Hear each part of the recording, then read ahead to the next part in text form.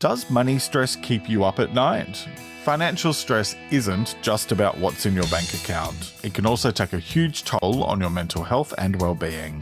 I'm Jeremy, a mental health counsellor who's dealt with serious financial issues in the past, along with severe anxiety and depression, and today I want to share some practical ways to manage financial stress. In this episode, we'll discuss what financial stress is, why it's so crucial to tackle it head-on, and some simple steps you can take right now to ease the pressure. If you've been feeling overwhelmed by bills, debt, or the constant worry that there's never enough to go round, well, you're not alone, and you can do something about it. What is financial stress? Financial stress is that anxious, sometimes overwhelming feeling you get when money troubles start creeping into every part of your life. It often comes from things like mounting debts, unexpected expenses, job instability, or simply feeling like you can't cover your needs. Beyond the numbers, it can lead to mental health challenges like anxiety or depression, and it might even affect your relationships and your physical health. If you've noticed yourself losing sleep, feeling irritable, or constantly on edge, then your money worries might be playing a much bigger role than you realize. Financial stress can snowball if it isn't dealt with, leaving you feeling trapped, burnt out, and even more anxious, which tends to make things worse. The longer you wait, the harder it becomes to find solutions. By taking action now, even small steps, you can start regaining a sense of control. You'll feel less overwhelmed and you'll protect your mental health from spiraling deeper into anxiety or depression. Tackling your finances can involve making tough choices, like scaling back certain expenses or seeking professional help. But these decisions can save you a lot of stress in the long run. Alright, now let's talk about practical ways to address financial stress.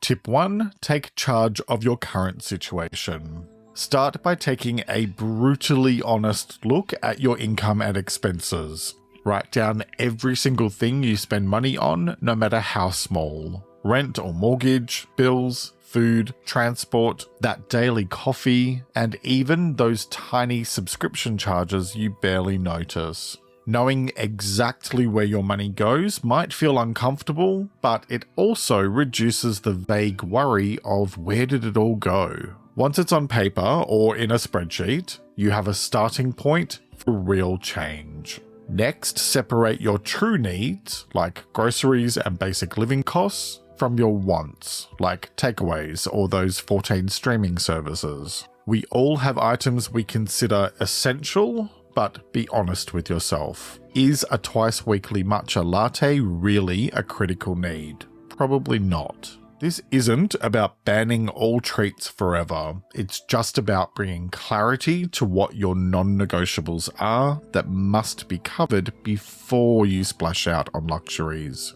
Now you can start crafting a basic financial plan for your needs. Write down your immediate goals, like paying off a specific debt or saving for an emergency fund. Break bigger targets into smaller steps. For example, aim to pay an extra $20 or $25 a month on a credit card, or set aside a small but consistent amount each payday. You'll find that consistency can be more important in the long run than big dramatic moves. Each small victory builds momentum and reduces your anxiety, because you're actually doing something about the problem rather than just stressing over it. Tip 2. Make immediate changes.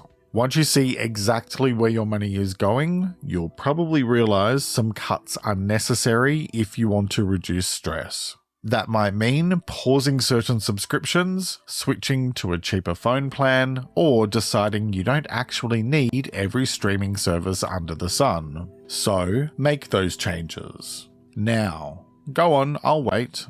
Look, if your monthly outgoings are bigger than your income, then your first steps need to include scaling back expenses, looking for discounts or better deals, or even exploring ways to earn extra income. Some people do start side hustles or look for higher paying jobs, but the priority here is really to make sure that your expenses fit your current budget. If you're living beyond your means, no amount of wishful thinking will fix it. You need to adjust the numbers so they work in your favor now. Remember, this isn't about punishing yourself or never having fun again. It's about making smart short-term decisions so you can breathe easier. Each unnecessary subscription or bill you eliminate gets you one step closer to a healthier financial balance. Even if it's just a small change, it really adds up over time. Tip 3. Seek support. Sometimes your financial situation can feel too overwhelming to handle alone, so don't. There's absolutely no shame in seeking professional advice or turning to a counselor. Back in 2012 and 2013, I was in serious debt and barely able to leave the house due to a complete breakdown. It took me ages to ask for help, but once I finally did, it was a massive relief.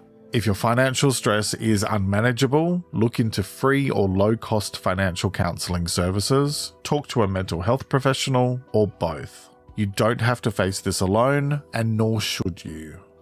Tip 4. Learn from the experience. Financial guilt is incredibly common, especially if you feel like you've made poor decisions or you're not where you think you should be by now. While it's perfectly natural to feel anxious or embarrassed, try to remember that these emotions don't define you, and neither does your current situation. Instead, view them as signs that something needs to change, and ask yourself what you can learn from this period of stress. Maybe you've discovered you need a more robust emergency fund, or perhaps you've realized you want to set clearer priorities. Use this insight to form healthier financial habits for the future, and avoid beating yourself up over past decisions. We're all just learning as we go in life, and nobody has it all figured out. Here's the thing. Financial stress can have a huge impact on your mental well-being, but you can reclaim a sense of control by getting clear on your finances, creating a realistic plan, making strategic cuts, and asking for help when needed. Above all, treat yourself with compassion throughout this process. No matter how bad things feel right now, remember that you're taking action, and that alone can help to reduce your financial anxiety. Before you go, I want you to think of one small step you can take today to manage your financial stress. Maybe it's cancelling that extra subscription, setting up a savings account, or looking into free financial advice in your area. Let me know in the comments what you decide on. I'd love to hear your ideas. And if you've been struggling with worry and stress, then watch my next video, which is linked in the description. It covers quick, practical techniques to tackle worry and stress head on so you can regain control of your thoughts and challenge negative patterns. Thanks for joining me today. Take care and talk to you next time.